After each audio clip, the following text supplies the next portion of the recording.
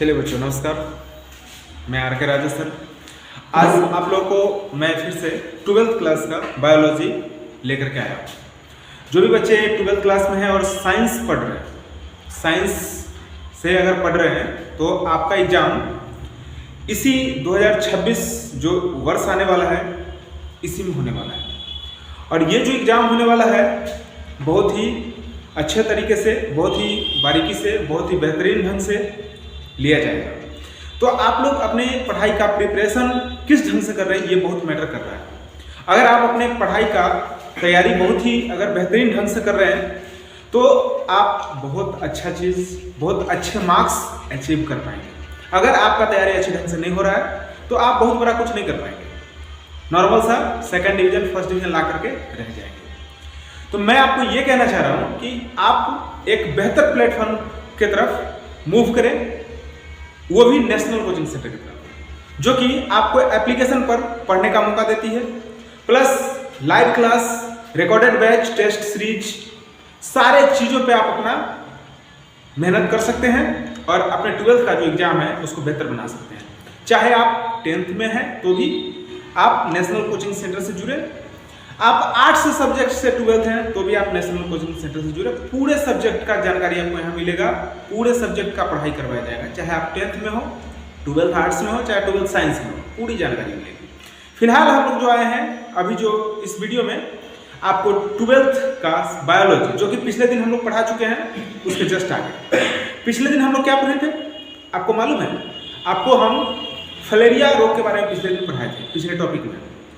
आज हम लोग उससे आगे चलने वाले हैं, एक नए रोगों के बारे में जानेंगे, उससे उसके रोकथाम के बारे में जानेंगे, उसके जो इलाज होता है उसके बारे में जानेंगे, और आप इस चैप्टर से पढ़ करके सबसे ज़्यादा नंबर अचीव कर सकते हैं 12th क्लास के बायोलॉजी में।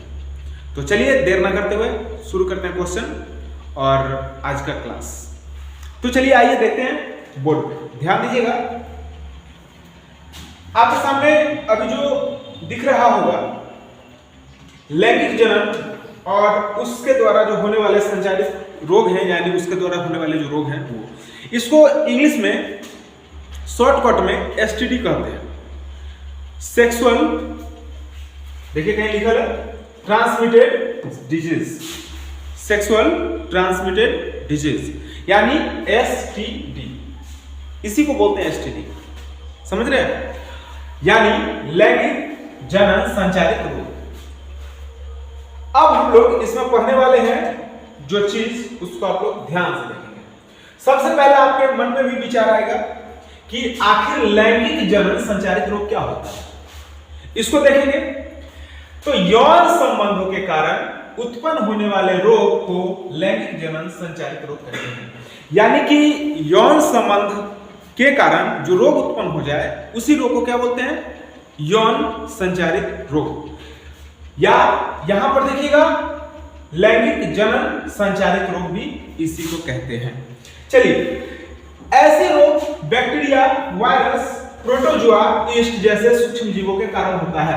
अगर आपसे पूछता है कि लैंगिक जनन संचारित रोग किस कारण से होता है, ये किस कारण से होता है, तो बैक्टीरिया के कारण हो सकता है, वायरस के कारण हो सकता है, प्रोटोजोआ के कारण हो सकता है, यीस्ट के कारण हो सकता है, और ये सूक्ष्म जीवों के कारण भी हो सकता है। यानी सूक्ष्म जीव मतलब क्या? यही सब चीज, बैक्टीरिया, वायरस, प्रोटोजोआ, यीस्ट, यही सब चीज को सूक्ष्म जीव कहा जाता है। इसी कारण से यौन या बोले तो जनन संचारित रोग भी होता है। तो चलिए अब यहां पे हम लोग इसको जब समझ गए तो अब हमको ये जानना होगा कि यीस्ट जनित रोग कौन सा है, मतलब यीस्ट से होने वाला रोग कौन सा है, प्रोटोजोआ से होने वाला रोग कौन सा है, उसको क्या कहते हैं, उसके बाद फिर वायरस से होने वाला रोग कौन सा है, उसको क्या कहते हैं। जो भी सूक्ष्म जीवों से होने वाले बोले तो लैंगिक जनन संचारित रोग है, उसके बारे में हम लोग एक एक करके समझने का प्रयास करते हैं। चलिए तो आइए देखते हैं यौन, यहाँ पे जो यीस्ट है, इससे यीस्ट जनित रोग कौन कौन सा है, जो लैंगिक जनन संचारित रोग है उसके अंतर्गत कौन कौन सा आता है। चलिए देखते हैं आखिर होता क्या है यीस्ट जनित रोग। तो कैंडिडा एल्बिंकिस, क्या लिखा हुआ है? कैंडिडा एल्बिकिंस, ये जो रोग है ये यीस्ट के संक्रमण से पुरुषों के सीसन के शिखर भाग में स्थित होता है। यानी कि ग्लांस या मूड एवं स्त्रियों के बाह्य जननांगों में खुजलाहट होने लगती है, तो आप समझ जाइएगा कि ईस्ट जनित रोग है। यानी ये जो रोग है ये ईस्ट से उत्पन्न हुआ है। इसको आप फंगी भी कह सकते हैं। फिर से इसको एक बार देख लीजिए, ईस्ट जनित रोग क्या है, कहीं लिखना हो या कोई पूछे तो आप इसको इस तरह से डिफिनेशन दे सकते हैं कि जो कैंडिडा एल्बिकिंस नामक जो ईस्ट है उसके कारण संक्रमण रोग होता है पुरुषों में, और पुरुषों में जो होता है तो कहां होता है, उसके शीर्ष के शिखर भाग में स्थित होता है, ग्लांस या मूड में होता है, यानी कि बोले तो शिखर भाग यानी कि ग्लांस या मूड। और स्त्रियों में कहां होता है, तो स्त्रियों के बाह्य जननांगों में खुजलाहट होने लगती है, यानी कि ईस्ट संबंधित रोग उसमें हो चुका है। ठीक है, अब हम लोग दूसरा समझते हैं, प्रोटोजोआ से होने वाला रोग। देखिएगा यहाँ पे क्या लिख रखा है, प्रोटोजोआ जनित रोग। आप लोग जब जानते हैं कि प्रोटोजोआ जनित रोग मतलब ये रोग किस चीज से हुआ होगा, प्रोटोजोआ से। तो यहां पर देखिए ट्राइकोमोनास, क्या नाम है, ट्राइकोमोनास वैजिनेलिस, वैजिनेलिस, ट्राइकोमोनास वैजिनेलिस द्वारा स्त्री के मूत्र जनन नालिकाओं में संक्रमण के कारण योनि से स्राव होते रहता है। ये किस कारण से होता है ये बीमारी, प्रोटोजोआ के कारण। समझ रहे हैं, यानी कि ट्राइकोमोनास वैजिनेलिस इसके ये एक प्रोटोजोआ है, और इसके कारण क्या होता है, स्त्री के जो मूत्र जनन मार्ग होता है यानी नालिका उसको कह सकते हैं, उसमें क्या होता है, संक्रमण हो जाता है, और संक्रमण से क्या हो जाता है, योनि से स्राव होते रहता है, यानी कि कुछ ना कुछ द्रव पदार्थ निकलते रहता है। तो आप समझ गए होंगे ये बीमारी किस कारण से होता है, प्रोटोजोआ के कारण। अब हम लोग चलते हैं बैक्टीरिया से होने वाला कौन कौन सा बीमारी है इसके बारे में। बैक्टीरिया से होने वाला कौन सा क्या जनित रोग, यानी लैंगिक जनन या लैंगिक संचारित रोग। तो देखिएगा बैक्टीरिया से होने वाला जो रोग है उसके बारे में, बैक्टीरिया जनित रोग जो लैंगिक जनन से संबंधित है, उसमें है गोनोरिया, सिफिलिस। ऑब्जेक्टिव में भी क्वेश्चन पूछ लेता है कि आप बताइए कि लैंगिक जनन संचारित रोग में बैक्टीरिया से होने वाले रोग कौन कौन से हैं।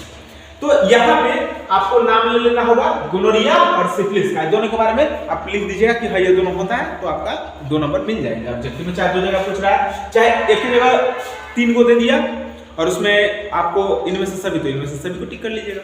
हालांकि आपको ध्यान रहना चाहिए कि गोनोरिया और जो सिफिलिस है, ये जो गोनोरिया और सिफिलिस है ये बैक्टीरिया जनित रोग है, एसटीडी के अंतर्गत आता है, यानी सेक्सुअल ट्राइमिस्ट क्या बोलते हैं उसको, सेक्सुअल ट्रांसमिटेड डिजीज बोलते हैं। ठीक है, चलिए अब यहाँ पर जो है हम लोग ध्यान देने वाली बात है कि गोनोरिया, निसेरिया, जिसको गोनोरिया के कारण पुरुष की मूत्र नली एवं स्त्रियों के गर्भाशय की ग्रीवा एवं संक्रमित होती है। चलिए आप लोग अगर जान गए होंगे तो एसटीडी का फुल फॉर्म लिख करके कमेंट कीजिए। फिर से देखिएगा गोनोरिया यानी कि निसेरिया गोनोरिया, गोनोरिया का पूरा नाम निसेरिया गोनोरिया। इसके कारण क्या होता है, पुरुष की मूत्र नली एवं स्त्रियों के गर्भाशय की ग्रीवा क्या हो जाती है, संक्रमित हो जाती है, यानी डिजीज उसमें हो जाता है, बीमारी हो जाता है। किस कारण से, गोनोरिया। ये किससे होने वाला रोग है, बैक्टीरिया से। समझ रहे बात को। अब सिफिलिस क्या होता है, तो ट्रेपोनेमा पैलिडम के कारण बाह्य जननांगों की त्वचा पर फुंसी निकल जाती है और इसी को सिफिलिस कहते हैं। यानी कि ट्रेपोनेमा पैलिडम के कारण बाह्य जननांगों की त्वचा पर फुंसी निकल जाती है, इसी को सिफिलिस कहते हैं। और ये भी बैक्टीरिया जनित रोग है, यानी बैक्टीरिया से होने वाला रोग है। तो आप लोगों को ये अच्छा लग रहा होगा जानकारी। तो नेक्स्ट जानकारी के बारे में, नेक्स्ट चीज के बारे में जो विषाणु से होता है, वायरस रिलेटेड डिजीज, यानी कि विषाणु जनित जो रोग है उसको देखते हैं। विषाणु जनित जो रोग है वो इसमें 3 दिखाया गया है, एक तो हर्पिस, दूसरा मस्सा और तीसरा एड्स। एड्स सबसे खतरनाक बीमारी है, ठीक है। हर्पिस एक बीमारी है, दूसरा है मस्सा और तीसरा है एड्स। अब आपको इसमें जानकारी लेनी होगी कि आखिर हर्पिस क्या है, मस्सा क्या है और एड्स क्या है। ये सब किस में आएगा? विषाणु जनित रोग में है। ये भी सेक्सुअल ट्रांसमिटेड डिजीज ही है, यानी कि यौन संचारित रोग है। तो इसमें हम लोग देखेंगे हर्पिस के बारे में। तो हर्पिस रिफ्लेक्स वायरस के कारण बाह्य जननांगों पर अत्यधिक जलन युक्त छाले निकल जाते हैं। यानी हर्पिस एक ऐसा बीमारी है जो हर्पिस रिफ्लेक्स वायरस के कारण होता है। और इसके कारण होता है, तो होता क्या है ये तो समझ लीजिए। तो जो बाहरी हिस्सा है या बोले तो बाहरी जननांग है, उस पर क्या हो जाएगा? अत्यधिक जलन होगा। ठीक है, बाहरी जननांग पर क्या होगा? अत्यधिक जलन होगा और छाले निकलने लगेंगे। तो समझ जाइए कि आपको विषाणु से संबंधित रोग है और ये हर्पिस के कारण हुआ है। तो अपने आप को उसके बाद जानकारी हो जाएगा। उसके बाद मस्सा क्या होता है? आप लोग तो सुने होंगे बहुत पहले। तो ह्यूमन पैपिलोम, क्या? ह्यूमन पैपिलोम वायरस के कारण ये बीमारी होता है, ये संक्रमण होता है। क्या? मस्सा। क्यों होता है? ह्यूमन पैपिलोम वायरस के कारण संक्रमण से योनि में, वल्वा, सीसन में भी क्या होता है? मस्सा निकल जाता है। तो इसी को हम लोग क्या बोलते हैं? मस्सा कहते हैं। तो आप समझ गए होंगे। पूछेगा मस्सा क्यों होता है, तो किस वायरस के कारण होता है? तो पैपिलोम वायरस के कारण मस्सा होता है। पूछेगा हर्पिस किस कारण से होता है, किस वायरस से? तो हर्पिस रिफ्लेक्स वायरस से होता है। अगला जो सब आप 10th में भी कितना बार पढ़े होंगे, 11th में भी, 12th में भी, सब जगह जानकारी मिलता है एड्स के बारे में। तो एड्स जो है HIV वायरस द्वारा संक्रमण से शरीर की रोग प्रतिरोधक क्षमता में कमी आ जाती है। HIV वायरस के कारण क्या होता है? एड्स होता है। ठीक है। और संक्रमण, कौन सा संक्रमण? HIV वायरस के कारण होता है, तो एड्स। इससे शरीर के रोगी को क्या होता है? शरीर के जो रोग प्रतिरोधक क्षमता है उसमें क्या होता है? कमी आ जाता है। तो आप लोग समझ गए होंगे। अब हम लोग चलते हैं नेक्स्ट पॉइंट। ये जो अभी आप लोग पढ़ रहे थे, ये था STD। STD मतलब क्या? अभी कितना बार हम ये चीज बोले? STD मतलब क्या? Sexual transmitted disease. याद रखिएगा। अब हम लोग नेक्स्ट देखते हैं यहां कवक जनित रोग, जिसको आप लोग दाद कहते हैं या तो फिर रिंग वर्म कहते हैं। सुने होंगे दाद खाद खुजली, वही चीज दाद। ठीक है। दाद क्या है? तो दाद एक प्रकार का सामान्य संक्रामक रोग है। दाद क्या है? तो दाद एक प्रकार का सामान्य संक्रामक रोग है, यानी बीमारी है। इसे डर्मेटोफाइटोसिस, क्या लिखा हुआ? डर्मेटोफाइटोसिस भी कहा जाता है। तो रिंग वर्म का दूसरा नाम क्या है? जो अभी हम लोग रिंग वर्म के बारे में पढ़े हैं, उसके बारे में थोड़ा सा और आगे जानकारी ले लीजिए। उसके बाद फिर आगे चलते हैं। जहां पढ़ा रहे थे वहां भी पढ़ाएंगे, लेकिन पहले ये देखिए रोग जनन। रोग जनन मतलब कवकों के 3 वंश हैं। कवक के कितने वंश हैं? 3। एक में है ट्राइकाफाइन। क्या नाम है? ट्राइकाफाइन। दूसरा है माइक्रोस्पोरम। क्या नाम है? माइक्रोस्पोरम। और तीसरा है एपिडर्म कैटन। यानी कि जो रिंग वर्म होता है उसके बारे में तो आप जानकारी ले लिए, लेकिन अब रिंग वर्म यानी कवक के बारे में थोड़ा सा जानकारी ले लीजिए। तो कवकों के 3 गो वंश कौन कौन? एक में ट्राइकाफाइन, ठीक है, दूसरा माइक्रोस्पोरम और तीसरा एपिडर्म कैटन। ये 3 इसका वंश है कवक का। अब इन्हीं कवकों द्वारा दाद का संक्रमण होता है। यही सब कवक के द्वारा ही दाद का संक्रमण होता है, यानी बीमारी होता है।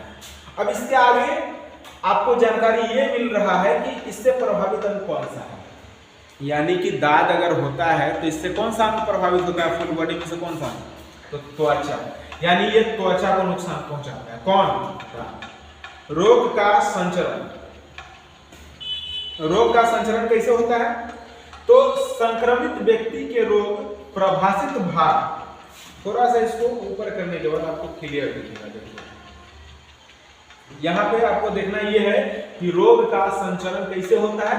तो संक्रमित व्यक्ति के रोग प्रभाषित भाग के संपर्क में आने एवं संक्रमित व्यक्ति द्वारा उपयोग में ली जाने वाली वस्तुओं जैसे कंधा, तौलिया, रुमाल आदि के इस्तेमाल से होता है।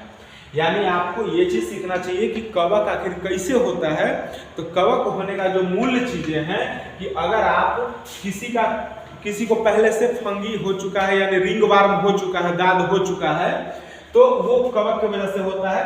तो वो जो कंधा पे मतलब अगर हो गया या कहीं भी हो गया, आप उसके मतलब आपके बॉडी से, हाथ से, कुछ भी चीजें से टच हो रही है तो उसकी वजह से हो सकता है। दूसरा कि अगर आप एक दूसरे का तौलिया इस्तेमाल करते हैं, रुमाल इस्तेमाल करते हैं, अगर उसको हो रखा है तो उसके द्वारा आप तक भी वो आ सकता है। ठीक है, तो इसको एक बार फिर देख लीजिए कि रोग का संचरण कैसे होता है, यानी रोग एक दूसरे में कैसे फैलता है। कौन सा रोग? तो दाद खाद खुजली आप पढ़े हैं, यही दाद रोग कैसे फैलता है। तो संक्रमित व्यक्ति के रोग प्रभाषित भाग के संपर्क में, यानी कि जो पहले से रोग हो चुका है जिस हिस्से में, और उस हिस्से में कोई दूसरा चीज सट रहा है, दूसरा अंग सट रहा है, हाथ सट रहा है, तो वो चीज मतलब क्या हो जाएगा? संक्रमित हो जाएगा। तो उस संक्रमित व्यक्ति द्वारा उपयोग में ली जाने वाली वस्तुओं से भी हो सकता है, जैसे जो लोग कंधा पर तौलिया रख लेते हैं या फिर तौलिया भी इस्तेमाल करते हैं, रुमाल इस्तेमाल करते हैं, तो वो जिस हिस्से पे हो रखा होता है, अगर उस हिस्से के द्वारा कोई भी चीजें यूज की जा रही हैं और वो फिर दूसरा लोग भी वही सामान यूज करे, जैसे तौलिया और या रुमाल या फिर गमछा, जो भी चीजें, तो उससे हो सकता है। तो इससे बचना चाहिए। अब इसका लक्षण क्या है, सिम्टम्स क्या है, दाद का सिम्टम्स क्या है? तो संक्रमण वाले स्थान पर क्या होता है जानते हैं हम?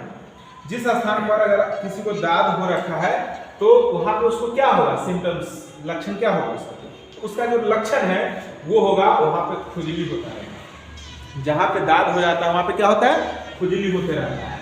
सिरोवल्क यानी कि सिर की त्वचा का रूखापन, यानी कि जो सिर है उसके त्वचा पर क्या रहेगा? हमेशा रूखापन रहेगा।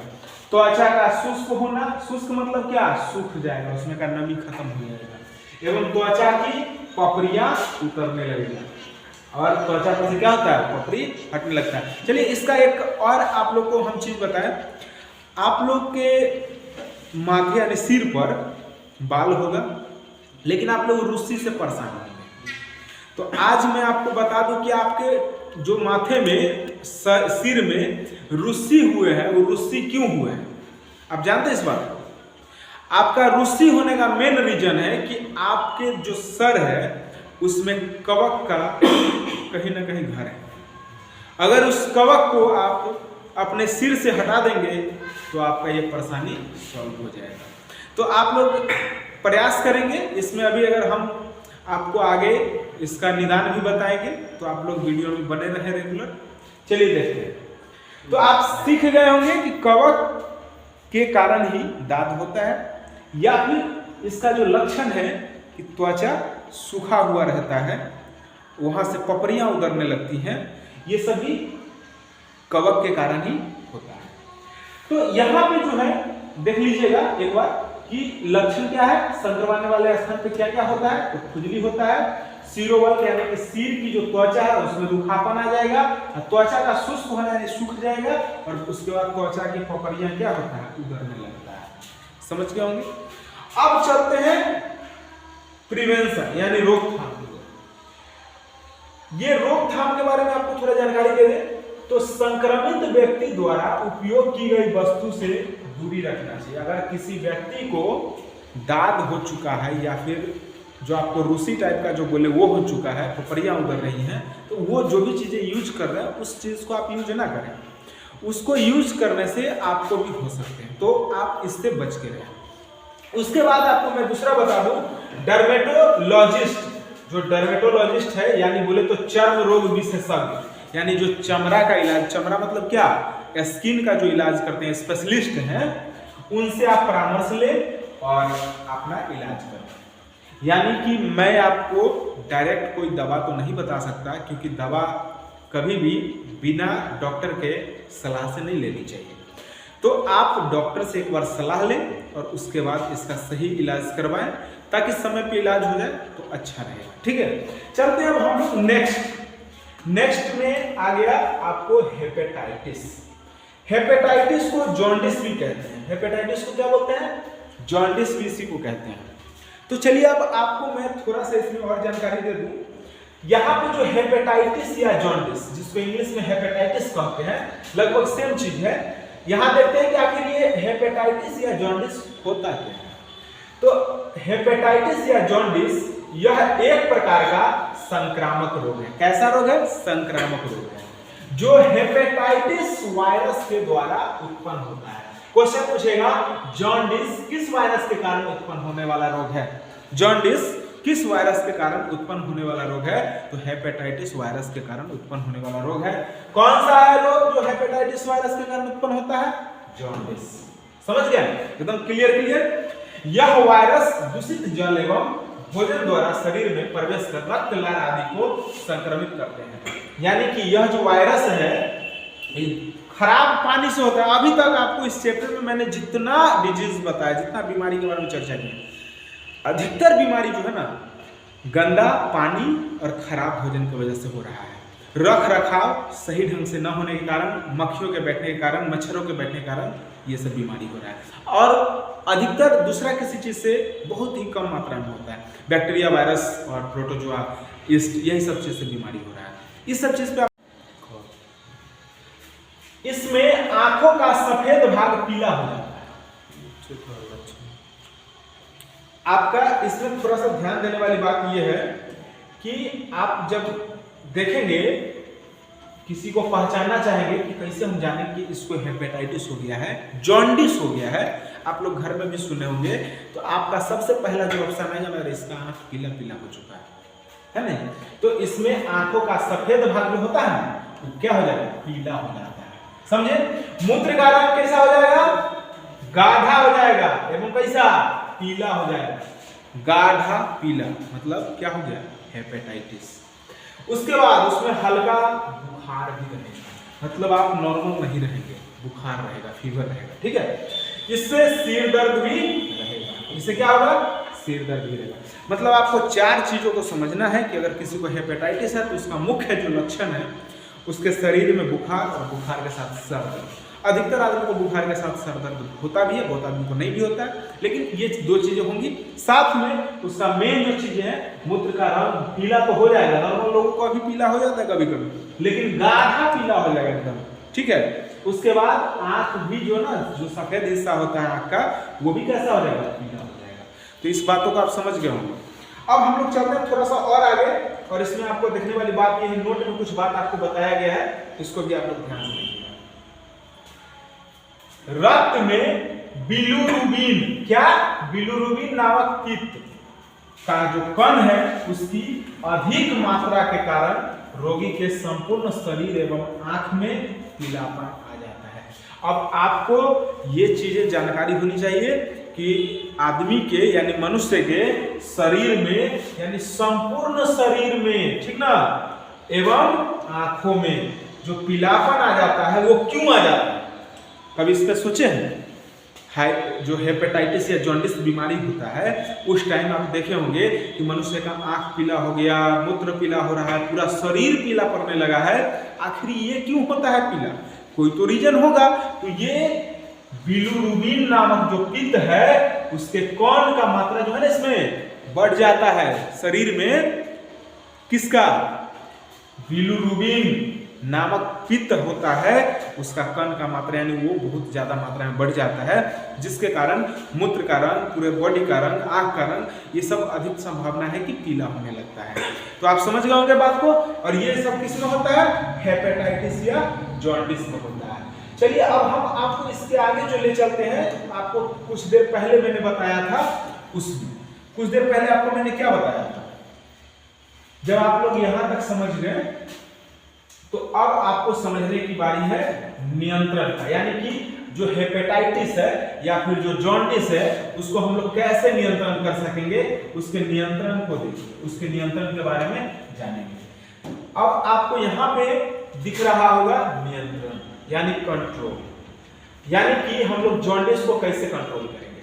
तो सबसे पहले इसके लिए अधिक वसा, प्रोटीन युक्त भोजन का त्याग कर देना चाहिए। यानी कि अगर आप ज्यादा तेलपक चीज खाते हैं मत खाइए, आप कोई ज्यादा प्रोटीन वाला चीज खाते हैं मत खाइए, अगर आपको जॉन्डिस हो गया है।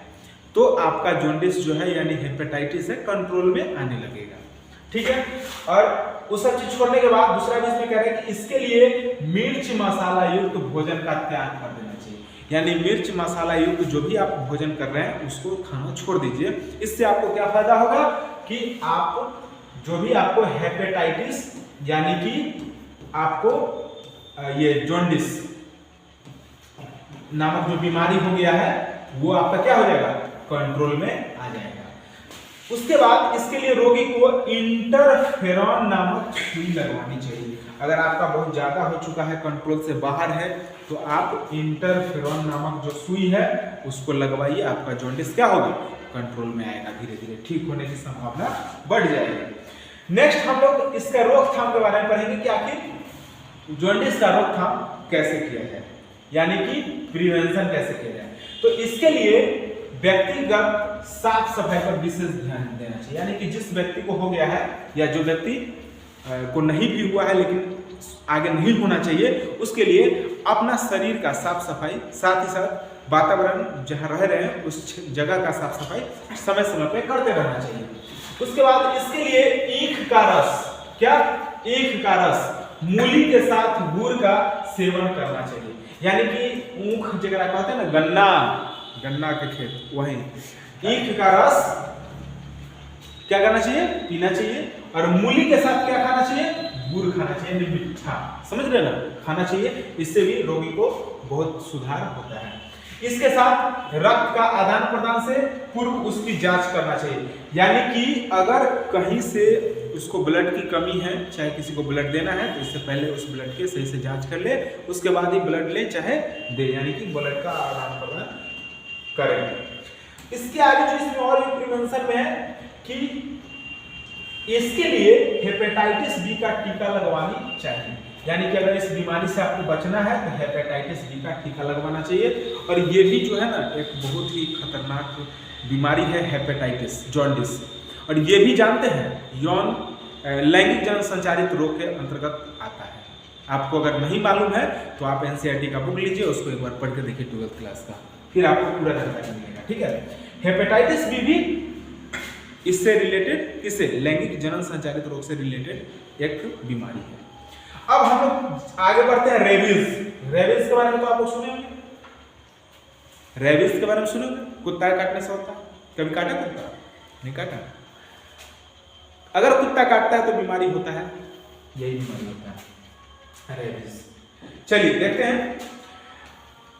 और एक बहुत ही खास बात है कि रेबीज जो बीमारी है इसका इलाज अभी तक नहीं है। अगर आपको कुत्ता काटा उसी टाइम इसका इलाज करवाइए, टाइम पे आपका इलाज हो जाएगा। लेकिन अगर आप इलाज नहीं कराए हैं तो बाद में जब ये बीमारी आपके सामने आएगा तो फिर आप इसका सही से इलाज नहीं करवा पाएंगे, समय पे आप कुछ नहीं कर पाएंगे।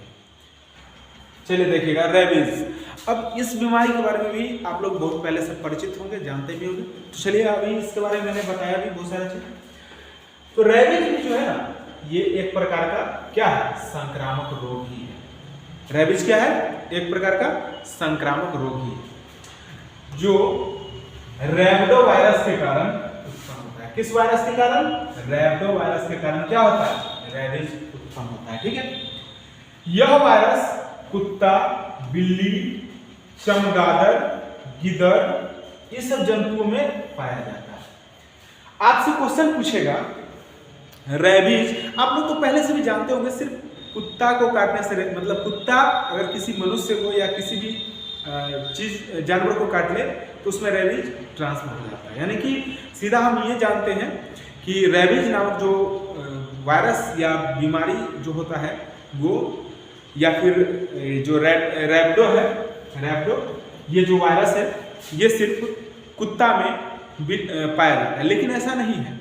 ये रैबिडो नामक जो वायरस है जिससे रेबीज बीमारी होती है, ये आपको बिल्ली में भी पाया जाता है, गीदड़ में भी पाया जाता है और चमगादड़ में भी पाया जाता है। कुत्ता में तो पाया जाता है, ये हम लोग पहले से जानते हैं। तो क्वेश्चन अगर पूछे कि रैबिडो नामक जो वायरस है जिससे रेबीज बीमारी होती है किन किन जंतुओं में, जानवरों में पाया जाता है, तो आप कहेंगे रैबिड जो वायरस है वो कुत्ता में, बिल्ली में, चमगादड़ में, गिद्ध इन सभी में पाया जाता है। समझ गए? और रैबिडो वायरस के कारण कौन सा बीमारी होता है? तो रैबीज बीमारी होता है रैबिडो वायरस के कारण। जब कोई रैबिडो वायरस से संक्रमित जंतु किसी स्वस्थ मनुष्य को काटता है तो यह वायरस शरीर में प्रवेश कर उसके मस्तिष्क में चला जाता है और केंद्रीय तंत्रिका तंत्र को प्रभावित क्या करता है। अब इसको आप थोड़ा सा डीपली समझिए। जैसे कि जो संक्रामक, ये जो रेबीज है क्या है? संक्रामक रोग है और ये रैबिडो वायरस के कारण होता है। और ये किस किस में पाया जाता है? कुत्ता में, बिल्ली में, चमगादड़ में, गीदड़। इतना चीज तो आप पहले समझिए। जब कोई संक्रमित जानवर, कौन सा संक्रमित? जो रैबिडो वायरस से संक्रमित हो या जंतु, वो किसी भी स्वस्थ मनुष्य क्या करता है? काटता है तो यह वायरस शरीर में प्रवेश कर उसके मस्तिष्क, समझ रहे हैं, मस्तिष्क में चला जाता है और केंद्रीय तंत्रिका तंत्र को, जो उसका सेंट्रल जो होता है नर्वस सिस्टम, केंद्रीय तंत्रिका तंत्र, उसको क्या करता है? प्रभावित कर देता है। और इस